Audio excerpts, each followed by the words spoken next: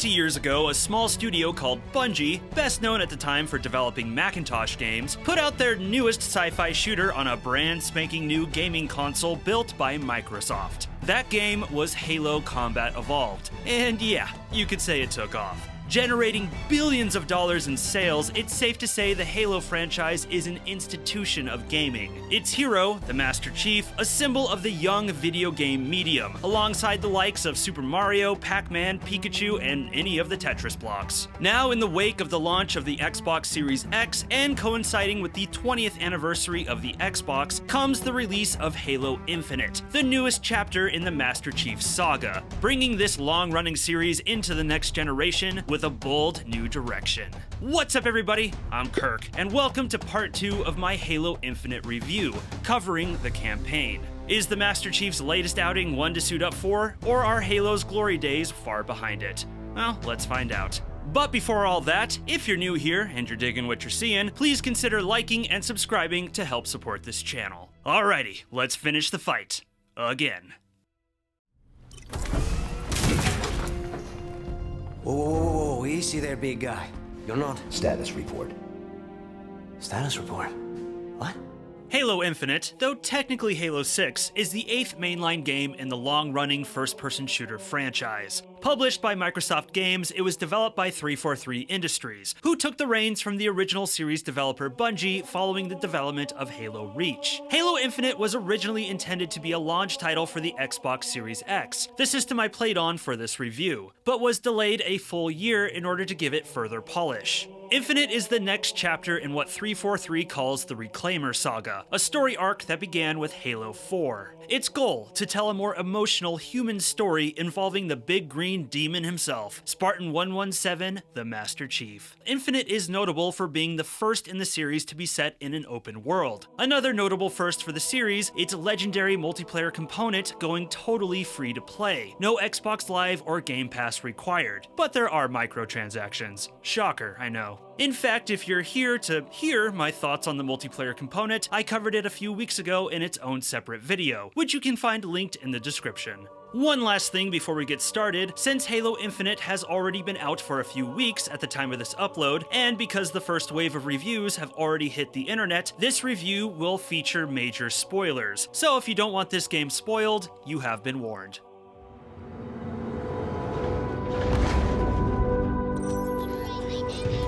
Look at this place. It's so... full of more monsters coming to kill us.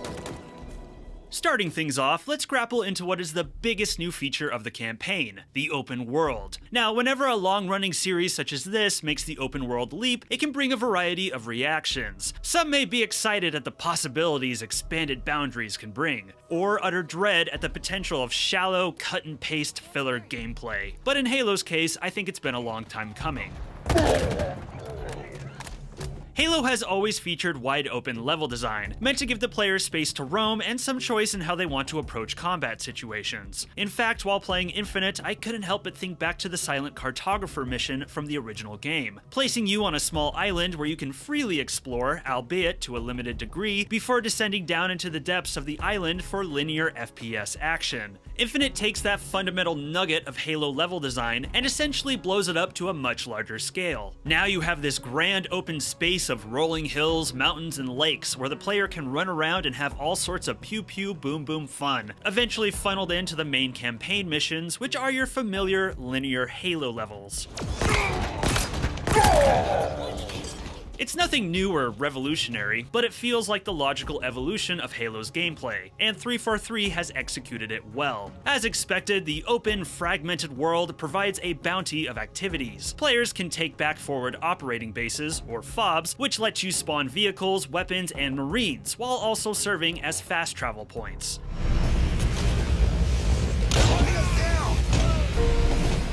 Well, that's a bummer. Completing surrounding side missions like rescuing captured Marines or destroying banished propaganda towers nets you Valor, which goes towards unlocking better weapons and vehicles at your FOBs. You can take down bounty targets, which grants you access to upgraded versions of banished weaponry, and assault enemy outposts, which are more involved side missions, typically featuring multiple objectives and even story details. Naturally, there's stuff to collect spread throughout all the nooks and crannies of Zeta Halo, and not to an obnoxious degree like in other open-world fare. Spartan cores go towards upgrading your equipment, audio logs shed more light on the story, and Spartan lockers unlock cosmetics for the multiplayer mode.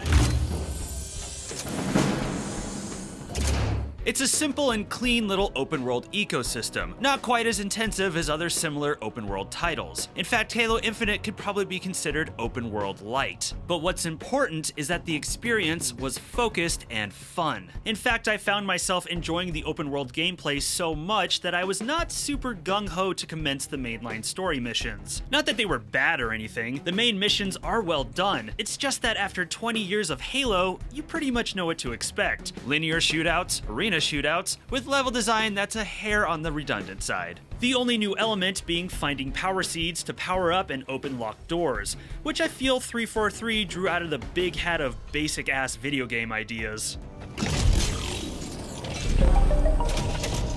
Besides key story moments, they just don't hold as much excitement compared to the open world shenanigans. Sadly, the one element I was missing from all of this was the co-op. Unfortunately, the co-op mode was delayed into 2022. I'm not going to give 343 any grief over this. They've been very upfront about their delays, and I will always vote for getting it right instead of getting it fast. But man, this open world is primed for silly co-op fun. I mean, you get players roaming around these green fields and banshees and tanks, and the giggles are sure to come. It's a bummer it's not here now, but at least it's coming. So far, Infinite's delays have been the right call, and I'm optimistic the wait will be worth it.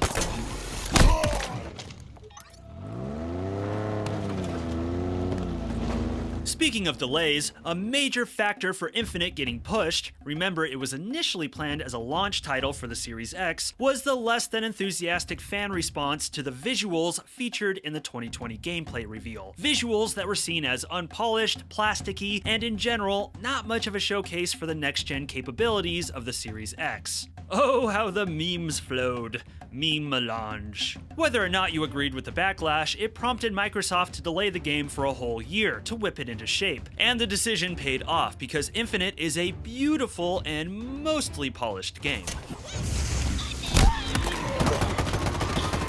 Zeta Halo is rich with detail, lush in foliage, and inhabited with life. You'll often catch small creatures running around and flocks of birds soaring in the sky. Textures are sharp and the softer lighting is delectable to the eyes. It's a real sight to behold, especially if you reach a high point. This is the best a Halo ring has ever looked.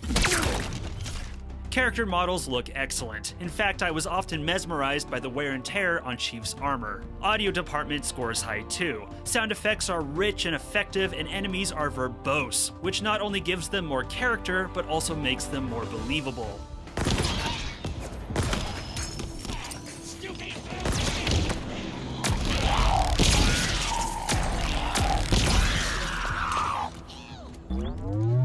I was created for one purpose, and that purpose is no longer needed. My mission is over. We have a new one. The Banished are planning to fire this ring. We need to make sure they don't. Voice performances are excellent across the board, with maybe Echo 216's getting a little too over the top at times. I'm not even a soldier, a Marine! I'm a fraud. And the music does a fantastic job of sprucing up classic Halo themes while incorporating new tracks that mesh quite well in the overall Halo soundscape.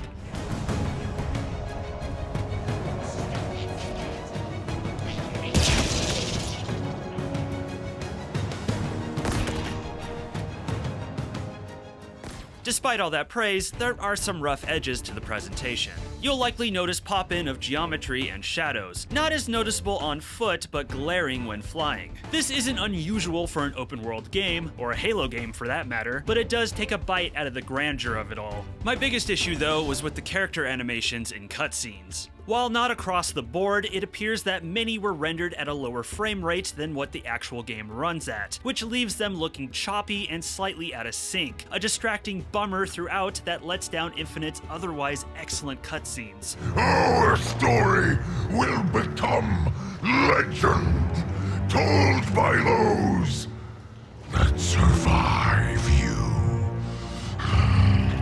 You can catch some of this animation chop in gameplay too, apparent in some of the weapon reload animations and noticeable whenever Chief mantles onto ledges. My guess is that this was a compromise to keep the overall frame rate stable. Whether or not I'm right, it's still a disappointing thing to see not only in a next-gen title, but a next-gen title that's meant to showcase the capabilities of the Series X. It's a beautiful game, but there is room for improvement.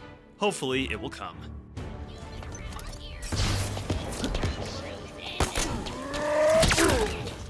I gushed about this in my multiplayer review, and I'm gonna gush about it again. This is the best a Halo game has ever felt. Every aspect of the shooting feels tight, punchy, and satisfying, and every mechanic in the gameplay loop rewarding to pull off. The pop of a headshot, the crack of a melee hit, and who doesn't love running down these alien bastards in a warthog?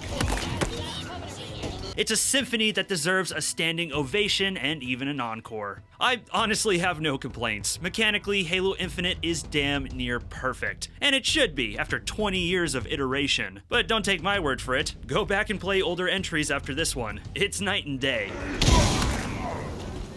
The core gameplay loop remains largely unchanged. You are still limited to 2 weapons at a time, and combat revolves around whittling down your enemy's defenses to land a killing blow. Kinetic damage, bullet damage, is still one of the swiftest ways to kill bad guys once their shield is popped. And plasma and hard light are still the top choices for taking down shields. And much of the strategy will still revolve around which combination of weapons the player will bring into combat.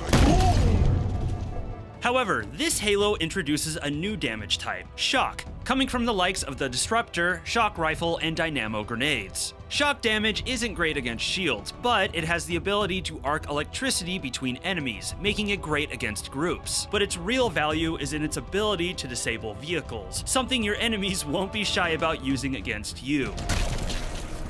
Ah, crap.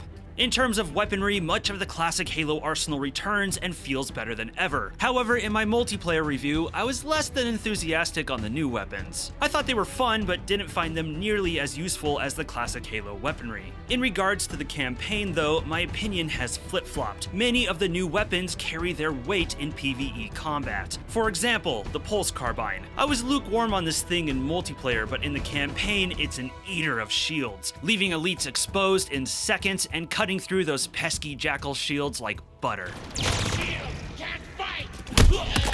Although the Mangler and the Skewer are still my favorites.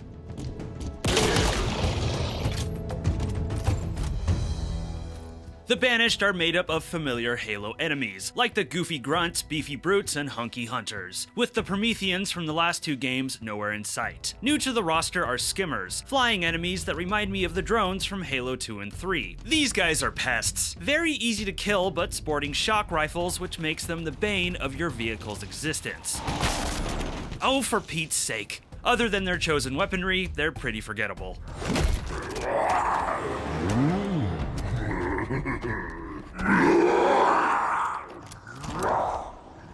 Spartan's not so tough, I think.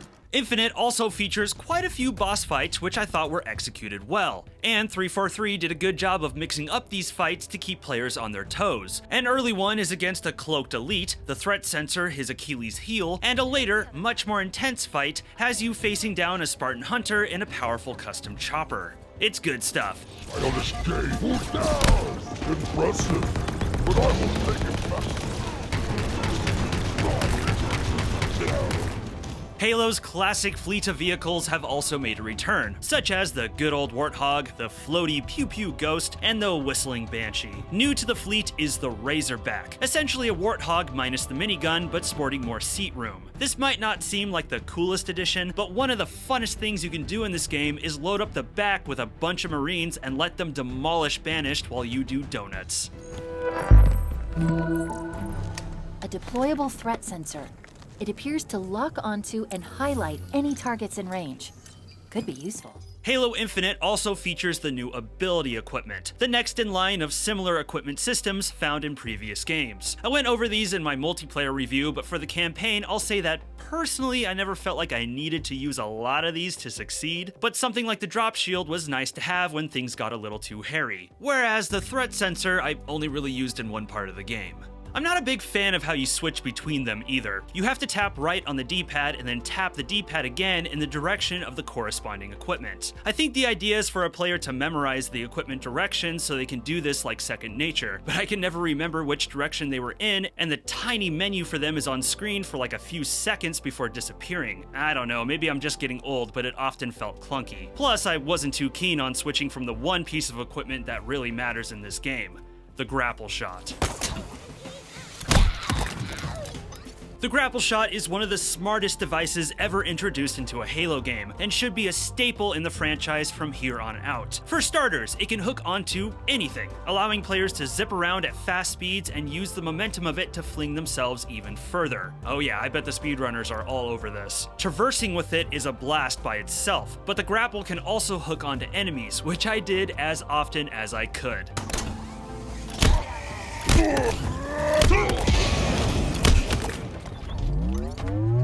Yeah, nothing like a speedy smack to the face. It can also snag weapons for you and explosive containers, which I highly recommend.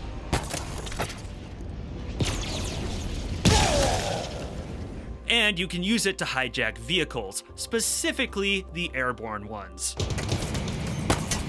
cannot be shaken. Get off of me! How dare you! Finally, we got a much more efficient way to snag a Banshee. Its beauty is in its simplicity, and it fits with Halo's gameplay loop so well it's hard to imagine a Halo without it.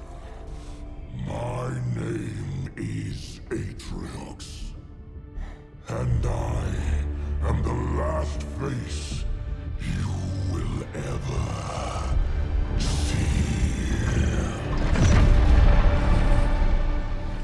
Finally, let's delve into the story. A reminder, major spoilers are coming. I'm talking about this as if we've all beaten it. You've been warned. Please, don't die. Overall, I can't say I loved the tale of Infinite, but I do have a lot of respect for how 343 approached conveying it and its central theme. From the beginning, Infinite throws you off the deep end right into a mystery. The UNSC has been decimated, the Chief defeated, and the Banished occupy a badly damaged Halo ring. Good storytelling engages the audience with questions, and Infinite is a constant trail of them. And it's up to the player to find answers to these questions, to piece together the mystery of what transpired before, along with figuring out what the Banished want with Zeta Halo. True, the main story points are clearly conveyed, but the finer details require further investigation, and there are times the player will have to read between the lines, with a little room for their own interpretations. Not everyone will have the patience for this approach, but to me, I found it engaging. I suppose I can't help but appreciate when developers make the narrative a bit of a game itself. Show Daddy how big you are. Can you sing? So big. Good. And can you sing? Good singing. While I was critical of their animations, I felt the cinematics in this game were very well done. Well composed, well written, and creative, with some delightfully clean and clever transitions that made the editor in me nerd out. A technique I enjoyed was how the cinematics move into the Chief's first-person perspective. Sure, this might be an obvious stylistic choice, but besides serving as a transition in and out of gameplay, it's typically done in moments of immense emotional weight to the character, getting us inside of Chief's head, literally and figuratively. A clear example is when Chief relives his first meeting with Cortana. On top of being great fan service, this is a defining moment for Chief as a character. The meeting of his closest friend, his only family, and his only failure. And you could argue it's a moment on his mind throughout the game as he wrestles with what to do with the weapon and the guilt surrounding Cortana's death. It's important we see this from his eyes because it makes it easier for the player to empathize with him. Something that's always been a little hard to do with the Chief since he's pretty much a gold visor and a gravelly voice. And at that, when Chief tries to delete the weapon, kill her, it's important we see that from his eyes as well. You were going to delete me. And you stopped me. You put us all at risk. No, I saved us. No thanks to you. Audio logs are heavily used as a storytelling device throughout, being one of the main collectibles in the game. At I need an ETA on the weapon. 37 minutes, 52 seconds, Captain Lasky. I don't suppose you can speed that up? I imagine that's a question for her, sir. An overused, video gamey technique that does do a good job of filling in the gaps of the narrative. But a device I liked more was the use of data clusters, basically holograms in the environment drawn from Cortana's and Chief's memories. Admittedly, this is another overused video gamey device. However, I felt 343 used them rather intelligently, of course to get main story points across, but also character development. An early one that kinda got me in the feels is when Chief begins to see holograms of children playing, inferred to be the young Spartan 2s of which he was a part of. For me, it was a reminder that the 7-foot-tall green armored killing machine we inhabit was at one point just a child, and thus still a human like the rest of us, with all the vulnerabilities. We all fail. We all make mistakes.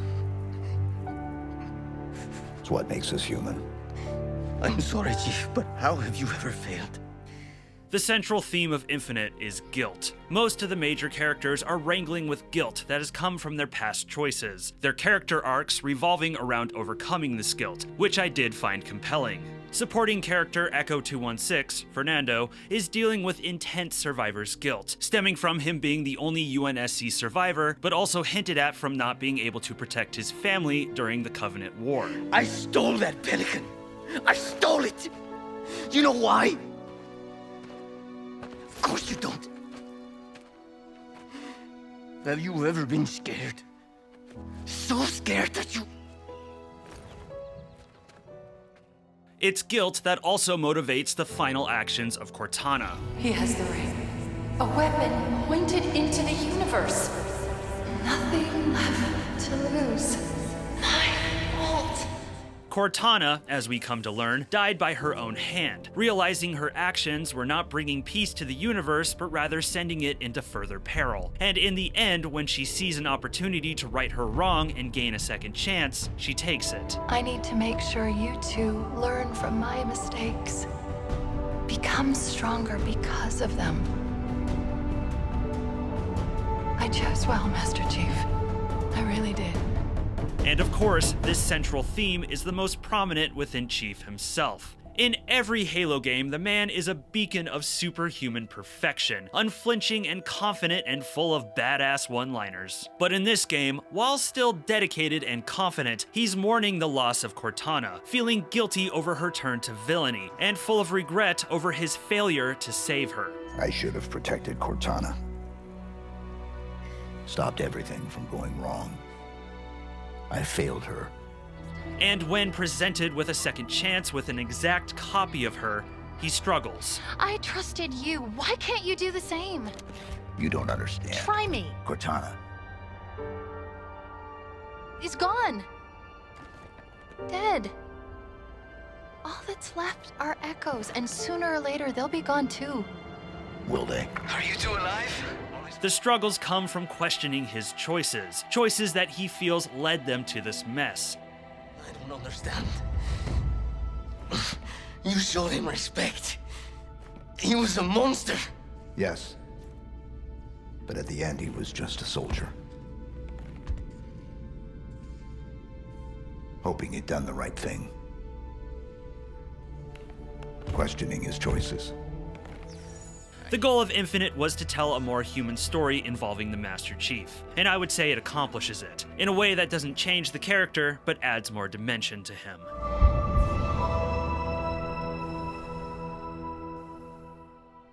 Now, so far, I've been complimentary to the narrative, but in truth, there were elements of it that kept me from absolutely loving it. I'm her? Yes. An exact copy. I don't think the revelation of the weapon is pulled off in a satisfying way. Now, let me be clear. I enjoyed the weapon as a character. How could you not? It's basically just a younger, naive, and thus more comedic version of Cortana, and I enjoyed the Chief's new role of being her reluctant mentor. Another Silex. But this one's open. What do you think was in it? Another problem. Why so cynical? It might be something good.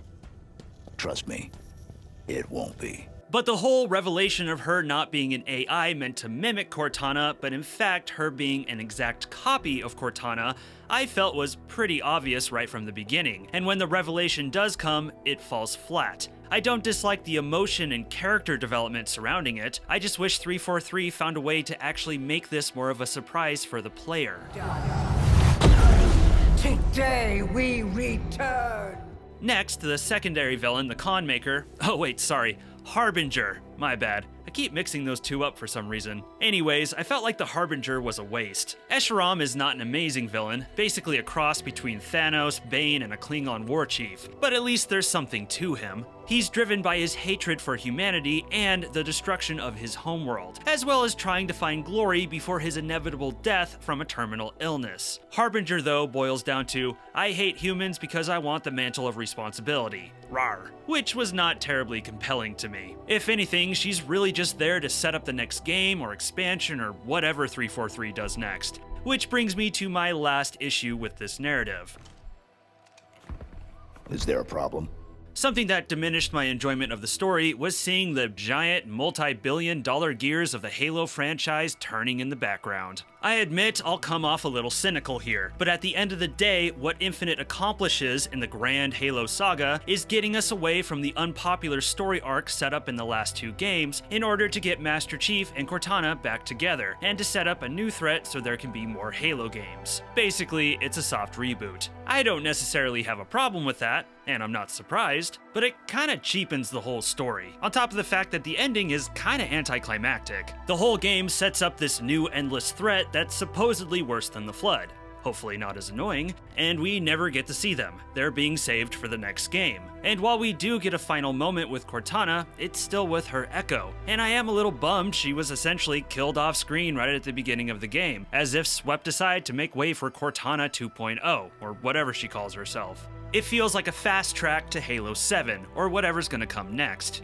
To be fair, I did enjoy the journey, but we've been to this destination before. The difference is there's no cryotube and Fernando is here. I suppose a better way to say it is that I wish the excellent storytelling of this game went into a more fulfilling narrative and not so much a franchise band-aid.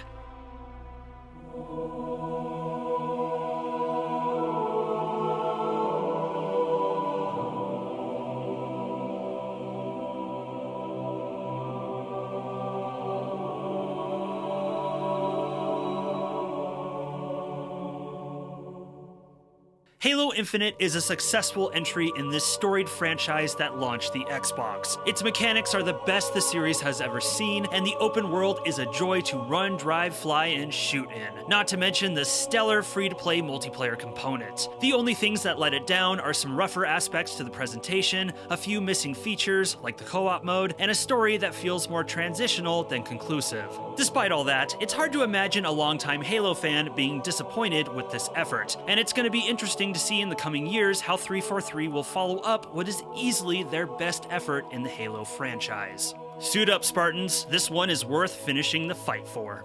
But what do you think of Halo Infinite? Did it meet your expectations, or do you think it needed more development time? Let me know in the comments. And if you enjoyed the video, please be sure to like, subscribe, and ring that bell for notifications on future uploads. It's a few clicks for you, but a massive help for this channel. And don't be shy and come say hi in the Kirk Collects Discord, linked below. I'm Kirk, and thank you for watching this video. Stay safe out there.